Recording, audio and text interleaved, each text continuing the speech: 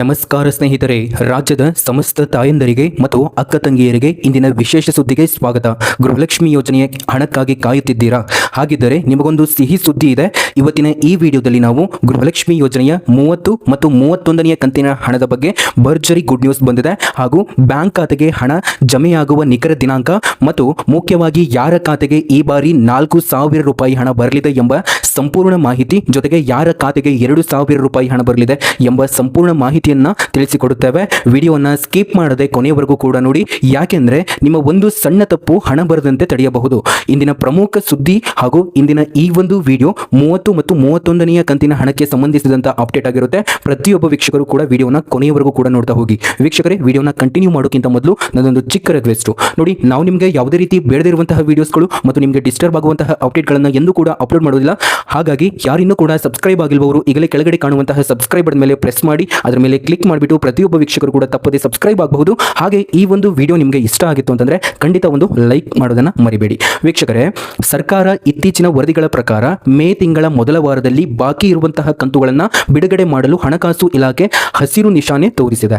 ಈಗಾಗಲೇ ತಾಂತ್ರಿಕ ತೊಂದರೆಯಿಂದ ಹಣ ಸಿಗದಿದ್ದ ಲಕ್ಷಾಂತರ ಮಹಿಳೆಯರಿಗೆ ಈಗ ಪುಶ್ ಟು ಬ್ಯಾಂಕ್ ಎಂಬ ಮೆಸೇಜ್ ಕೂಡ ಕಾಣಿಸಿಕೊಳ್ಳುತ್ತಿದೆ.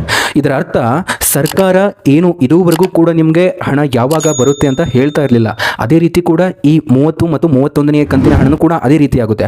ಆದರೆ ನಮ್ಮ ಒಂದು ರಿಸರ್ಚ್ ಪ್ರಕಾರ ನಿಮಗೆ ಇಂದು ಅಂದರೆ ಈ ಒಂದು ವಾರದ ಒಳಗಾಗಿ ಹಣ ಜಮೆ ಆಗುವಂತಹ ಸಾಧ್ಯತೆ ಇದೆ. ಯಾಕಂತಂದ್ರೆ ಇದು ಮೇ ಮೊದಲನೆಯ ವಾರ ಆಗಿರುತ್ತೆ. ನಿಮ್ಮ ಒಂದು ಬ್ಯಾಂಕ್ ಖಾತೆಗಳಿಗೆ ಹಣ ಇಲ್ಲಿ 2,000 ರೂಪಾಯಿ ಹಣ ಅಷ್ಟೇ ಅಲ್ಲದೆ 4,000 ರೂಪಾಯಿ ಹಣ ಕೂಡ ಬರುತ್ತೆ. ನೋಡಿ, ಇನ್ನು 2-3 ದಿನಗಳಲ್ಲಿ ಸ್ನೇಹಿತರೆ, ಕೇವಲ 2ರಿಂದ 3 ದಿನದ ಒಳಗಾಗಿ ನಿಮ್ಮ ಖಾತೆಗೆ ಹಣ ಜಮೆ ಆಗಲಿದೆ ಎಂಬ ಫೋನ್ನಲ್ಲಿ DBT ಕರ್ನಾಟಕ ಆ್ಯಪ್ ಓಪನ್ ಮಾಡಿ ಈಗಾಗಲೇ ನೀವು ಸ್ಟೇಟಸ್ ಅನ್ನು ಕೂಡ ಚೆಕ್ ಮಾಡ್ಕೊಳ್ಳಿ.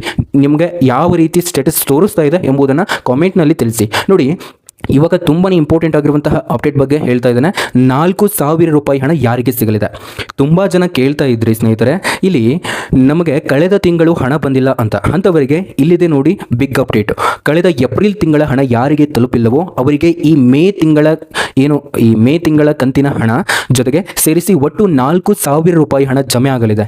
ಸರ್ಕಾರವು ಬಾಕಿ ಇರುವ ಮೊತ್ತವನ್ನು ಒಟ್ಟಾಗಿ ಪಾವತಿಸಲು ತೀರ್ಮಾನಿಸಿದೆ. ಆದರೆ ನೆನಪಿಡಿ ಸ್ನೇಹಿತರೆ, ನಿಮ್ಮ KYC ಏನಿರುತ್ತಲ್ಲ ಅದು ಅಪ್ಡೇಟ್ ಆಗಿರದಿದ್ದರೆ ಈ ಬಾರಿ ಹಣ ಬರುವುದು ಅನುಮಾನ ಅಂತಾನೆ ಹೇಳಬಹುದು. ಹಾಗಾಗಿ ನಿಮ್ಮ ರೇಷನ್ ಕಾರ್ಡ್ ಮತ್ತು ಆಧಾರ್ ಲಿಂಕ್ ಆಗಿದೆಯಾ ಇಲ್ವಾ ಅಂತ ಒಂದ್ಸರಿ ಪರಿಶೀಲಿಸಿಕೊಳ್ಳಿ. ನಿಮ್ಮ ಒಂದು KYC ಸಂಪೂರ್ಣ ಆಗಿದೆನಾ ಇಲ್ವಾ ಎಂಬುದನ್ನು ಒಂದ್ಸರಿ ಚೆಕ್ ಮಾಡ್ಕೊಳ್ಳಿ. ಇದಿಷ್ಟಿತ್ತು ಅಂತಂದ್ರೆ ಖಂಡಿತ ಹಣ ನಿಮ್ಮ ಒಂದು ಬ್ಯಾಂಕ್ ಖಾತೆಗಳಿಗೆ ಜಮೆ ಆಗುತ್ತೆ. ವೀಕ್ಷಕರೇ ನೋಡಿ, ವಿಡಿಯೋನ ಕೊನೆಯವರೆಗೂ ಕೂಡ ನೋಡ್ತಾ ಹೋಗಿ. ನೋಡಿ ಸ್ನೇಹಿತರೆ, ಇಲ್ಲಿ ಪತ್ರಿಕಾ ವರದಿ ಮತ್ತು ಇಲ್ಲಿ ಸ್ವತಃ CM ಸಿದ್ದರಾಮಯ್ಯ ಅವರ ಒಂದು ರಿಸರ್ಚ್ ಮಾಡಿದಾಗ ಇತ್ತೀಚೆಗೆ ಒಂದು ದೂರು ಕೇಳಿ ಬರುತ್ತಿತ್ತು. ಅದೇನೆಂತಂದ್ರೆ, ಬ್ಯಾಂಕ್ಗಳಲ್ಲಿ ಇದ್ದ ಹಳೆಯ ಸಾಲಕ್ಕೆ ಗೃಹಲಕ್ಷ್ಮಿ ಯೋಜನೆಯ 2,000 ರೂಪಾಯಿ ಹಣವನ್ನು ಬ್ಯಾಂಕಿನವರು ಕಟ್ ಮಾಡಿಕೊಳ್ಳುತ್ತಿದ್ದಾರೆ ಎಂದು. ಇದಕ್ಕೆ ಈಗ ಮುಖ್ಯಮಂತ್ರಿಗಳು ಬ್ರೇಕ್ ಹಾಕಿದ್ದಾರೆ ಸ್ನೇಹಿತರೆ. ಹೌದು ನೋಡಿ, ಯಾವುದೇ ಬ್ಯಾಂಕ್ ಗೃಹಲಕ್ಷ್ಮಿ ಯೋಜನೆಯ ಹಣವನ್ನು ಸಾಲದ ಕಂತಿಗೆ ಬಳಸಿಕೊಳ್ಳುವಂತಿಲ್ಲ. ಒಂದು ವೇಳೆ ನಿಮ್ಮ ಹಣ ಕಟ್ ಆಗಿದ್ದರೆ ನೀವು ತಕ್ಷಣ ನಿಮ್ಮ ಹತ್ತಿರದ ತಹಶೀಲ್ದಾರ್ ಕಚೇರಿಗೆ ಹೋಗಿ ದೂರು ನೀಡಬಹುದು. ನಿಮ್ಮ ಹಣ ನಿಮ್ಮ ಹಕ್ಕು, ಅದನ್ನು ಯಾರೂ ಕಿತ್ತುಕೊಳ್ಳುವಂತಿಲ್ಲ. ಹಾಗಾಗಿ ಈ 2,000 ರೂಪಾಯಿ ಹಣ ಕಟ್ಟಾಗುತ್ತೆ.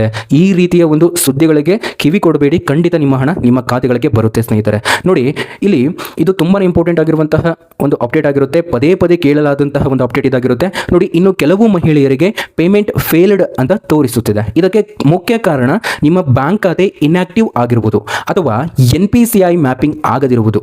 ತಕ್ಷಣ ನಿಮ್ಮ ಬ್ಯಾಂಕಿಗೆ ಹೋಗಿ ಆಧಾರ್ ಸೀಡಿಂಗ್ ಫಾರ್ಮ್ ಅನ್ನು ನೀಡಿ 15 ನಿಮಿಷದಲ್ಲಿ ಈ ಒಂದು ಕೆಲಸ ಮುಗಿಯುತ್ತೆ. ಇದನ್ನ ಮಾಡಿಸಿದರೆ ಮಾತ್ರ ನಿಮ್ಮ ಹಣ ಸೇಫ್ ಆಗಿ ನಿಮ್ಮ ಕೈ ಸೇರುತ್ತೆ. ಹಾಗಾಗಿ ಹೊಸದಾಗಿ ಅರ್ಜಿ ಸಲ್ಲಿಸುವವರು ಜೂನ್ ತಿಂಗಳಿನಿಂದ ಹಣ ಸಿಗುವಂತಹ ಸಾಧ್ಯತೆ ಇದೆ ಸ್ನೇಹಿತರೆ.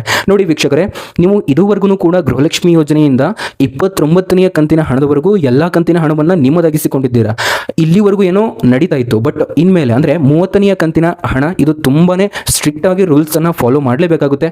ದಯವಿಟ್ಟು ಪೇಮೆಂಟ್ ಫೇಲ್ಡ್ ಅಂತ ಬಂದ್ರೆ ಈ ಒಂದು ಕಂತಿನ ಹಣ ಬರೋದಿಲ್ಲ ಅಂತ ಅರ್ಥ. ಹಾಗಾಗಿ NPCI ಮ್ಯಾಪಿಂಗ್ ಆಗಿದೆನಾ ಇಲ್ವಾ ಅಂತ ಚೆಕ್ ಮಾಡ್ಕೊಳ್ಳಿ.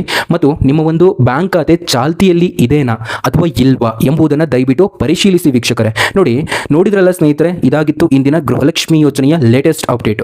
ಇದಷ್ಟೇ ಅಲ್ಲದೆ ಇಲ್ಲಿ ಬಹಳಷ್ಟು ಜನರು ಗೃಹಲಕ್ಷ್ಮಿ ಯೋಜನೆಯ ಬಾಕಿ ಇರುವಂತಹ ಕಂತುಗಳ ಬಗ್ಗೆನೂ ಕೂಡ ಮಾಹಿತಿಯನ್ನು ಕೇಳ್ತಾ ಇದ್ದೀರಾ. ನೋಡಿ, ದಯವಿಟ್ಟು ಯಾರು ಇನ್ನೂ ಸಬ್ಸ್ಕ್ರೈಬ್ ಮಾಡಿಲ್ಲ ಸಬ್ಸ್ಕ್ರೈಬ್ ಮಾಡ್ಕೊಳ್ಳಿ. ನಾನು ಆದಷ್ಟು ನಿಮಗೆ ಮತ್ತೊಂದು ವಿಡಿಯೋದಲ್ಲಿ ಹೇಳಲಿಕ್ಕೆ ಪ್ರಯತ್ನ ಪಡ್ತೇನೆ.